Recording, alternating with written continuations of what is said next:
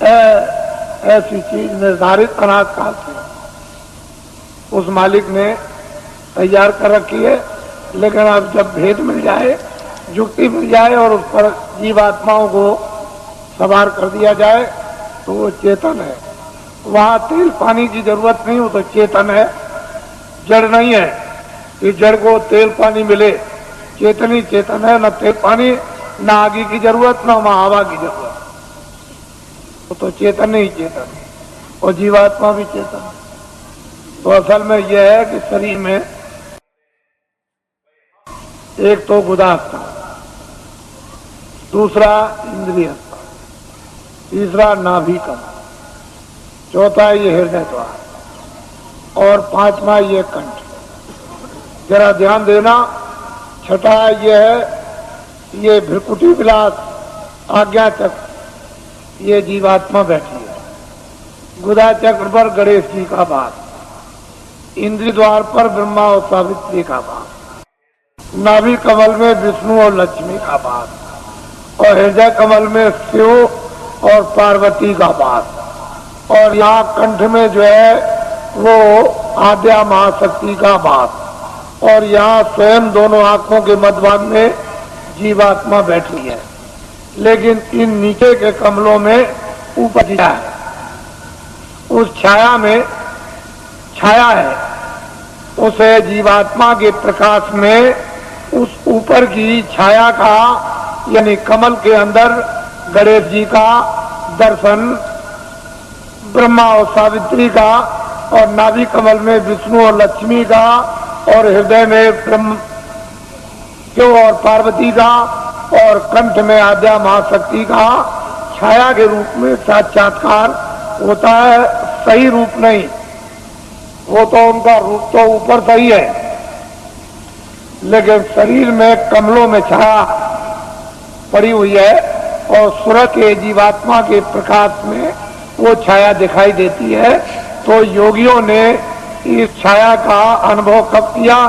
जब सतयुग त्रेता और द्वापर, जब शरीर में ताकत थी, अनुकूल साधन थे, गृहस्थ आश्रम परिवार अनुकूल था, खान पान पर पूरा नियंत्रण था, इंद्रियां उस समय पर दमन में थी, तब ये सब चीजें आपके लिए थी।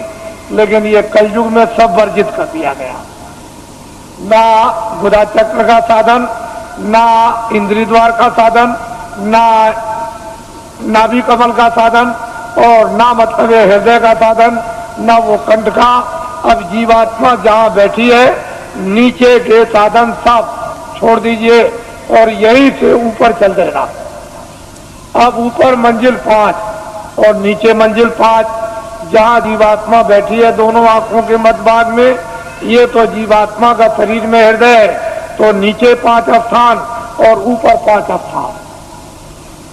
अब बेचारी नीचे फंसी हुई थी, इसको महात्मा प्रकाश को कमल से समेट कर ले आए और यहाँ इसका केंद्रित कर दिया, यानी सिमटाव करके यहाँ खड़ा कर दिया।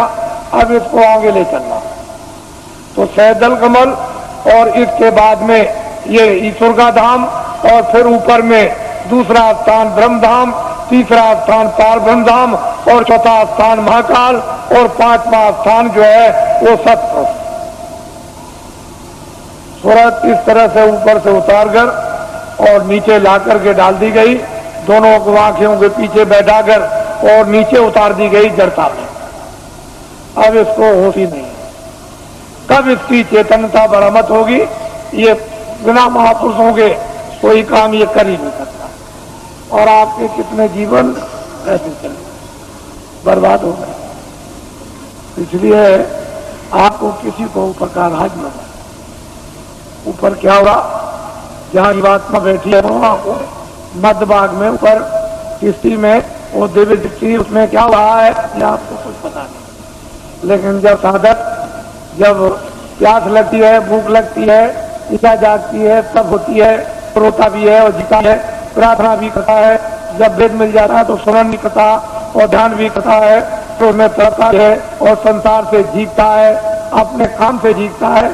तो जब कुछ ही दिनों में, महीनों में उसका काम बनना शुरू हो जाता है। क्योंकि महापुरुषों की दया, समावेश और सहयोग जब उसको मिलने लगेगा तो जल्दी काम हो जाएगा, फिर देर नहीं लगेगी।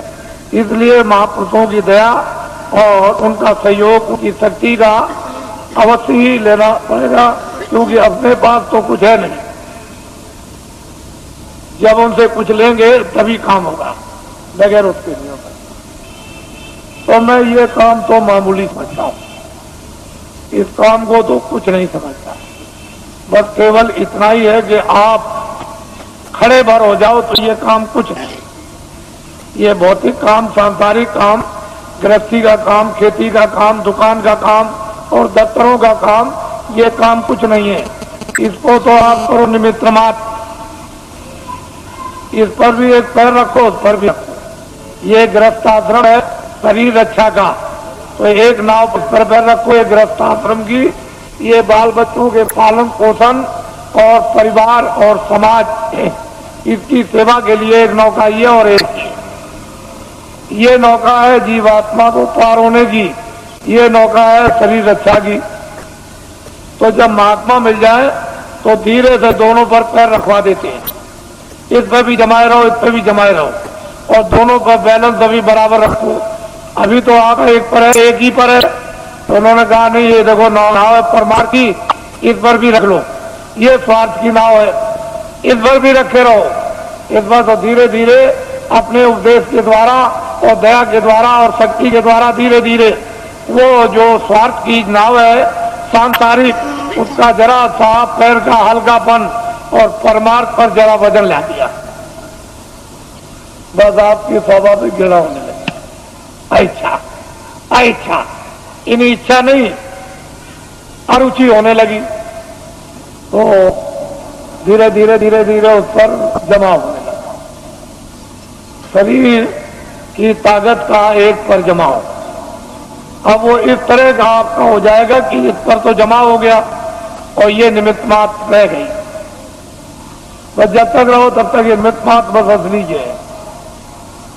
तो ये अंदर में उस पर जमाव कर लो, और ये तुम्हारा इसको बिगाड़ना नहीं।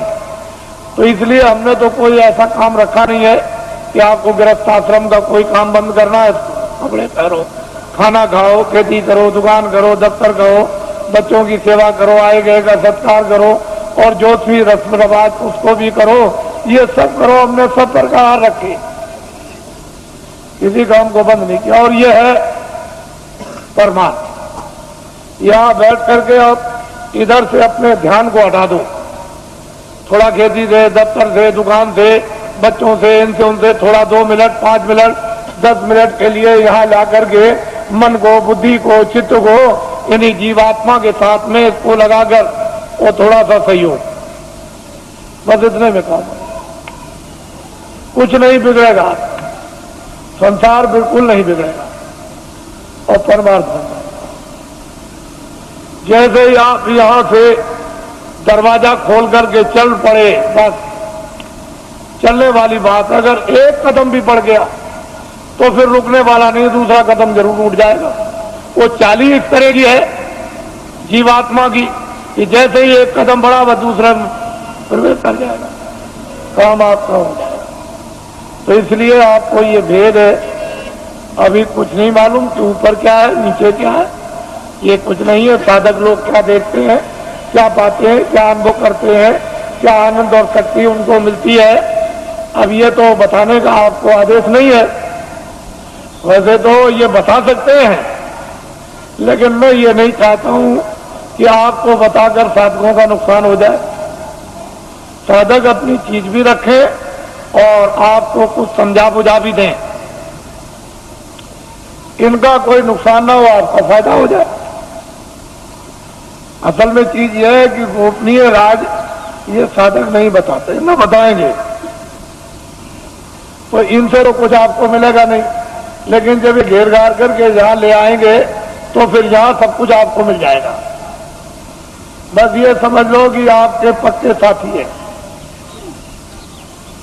ऐसा मत समझो ये किसी बुराई की तरफ ये ध्यान नहीं देते हैं, ये अच्छाई की तरफ ध्यान देते हैं। इनका लक्ष्य है कि बुराई छूट जाए और अच्छाई में प्रवेश हो जाए।